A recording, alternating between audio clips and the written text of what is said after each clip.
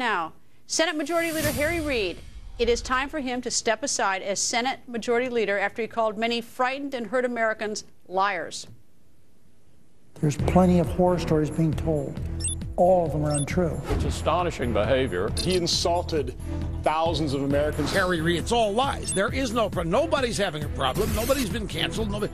Harry Reid's actually out there said that. It's all lies. This is not the case that we are seeing in our practices and with stories patients are telling us. He goes to the floor and says people who are hurt, that it's all made up. All of them are untrue.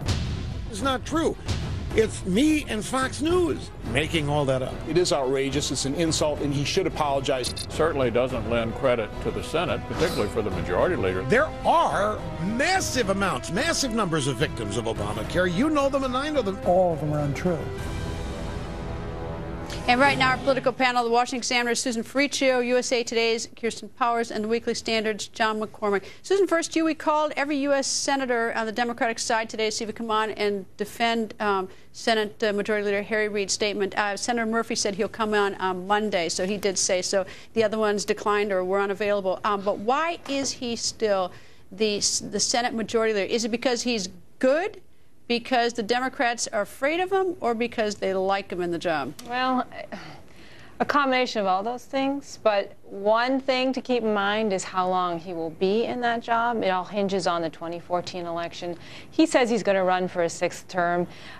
He is known for making these comments that have set people off, be it about... That's not a comment. That's actually, an accusation, yes. a lie, because there are people who have been hurt. That's a lie. It's not a comment. He said things that have really been considered outrageous in the past, and it just people forget about it after a while. His biggest problem is he's really stirred up a hornet's nest here with this health care comment, because so many people have lost their health care and have been hurt by this, by the rollout of healthcare.gov.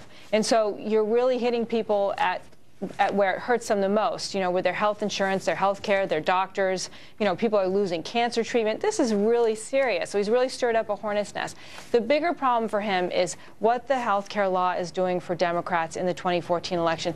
Republicans have a very significant opportunity to take the Senate. There are 5 seats that are either toss-up or really, in Republican territory, and they're now held by Democrats. They're really just a few seats away, which means he won't be the majority leader in 2014. And it will probably be because healthcare.gov, though not necessarily because of the comments he made, because he says stuff like this all the time that really gets people upset. He said horrible things before. He made an accusation without that anonymous person, credible source, told him that Mitt Romney didn't pay taxes. That was terrible. He said that President Obama was light-skinned, had no Negro dialect, had to apologize for that. But the politicians, they're big boys and big girls. This statement he made went to the American people who are scared and hurt. So how does he stay majority leader? Well, I think he did say they're not all true, right? That's what he said. So yes. It wasn't saying that none of them are true. He just was saying they aren't all true. No, he said you've heard the horror stories, and they are all untrue. Okay, that's not what I heard. I heard him say they're not all true. But we can run okay, it again, whatever. I mean, I may be wrong. If I'm wrong, then he has some wiggle room. Yeah. But it's still bad. But look, I think that I don't think he's not gonna lose his majority leadership over this. And I think that what do they say about him? Because I think Nancy Pelosi said something very similar, and it's problematic. And a lot of Democrats have come out and claimed that people are not suffering under Obamacare, that it's being exaggerated. And I don't know why they're saying that, because of course people are suffering. There's no question. How do you get away with saying something? People, for whatever, there are people who are scared. There are people who have lost their policies. I'm sure that there's some false stories, but there are certainly a lot of legitimate stories. Yeah, there are legitimate stories.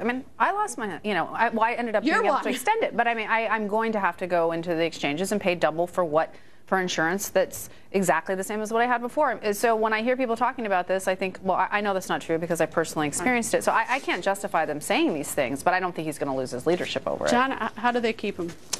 He's been happy to be the party's hatchet man in the past, as you mentioned, saying Mitt Romney didn't pay taxes without any evidence to back that up. I think this one's going to backfire, though, because like you said, people know someone who's lost their health care plan, who's paid hundreds and hundreds of dollars more. I know I do. You obviously do. And more to the point, if you cancel 6 million people's health care plans, of course some of those people are going who lose their doctors. Of course some are going to have cancer. And that's the issue. You said these are all not true, and obviously some are going to be very sick. Even beyond that, how do you have your spokesperson, the one who's supposed to to lead the Senate Majority Party. How do you have your spokesperson get up there and just say something that's just so bad like that? And it's not against another politician, but it's against the American people. Well, that's totally Harry Reid's reputation as being a ruthless. I mean, you guys remember in the last election, a lot of Democrats were hoping he was going to lose. They wanted Chuck Schumer to take over and be the leader. And that was a really sincere hope in the Senate that he was going to lose his seat. He came very close to losing it, but he didn't. All right, panel, stay with us.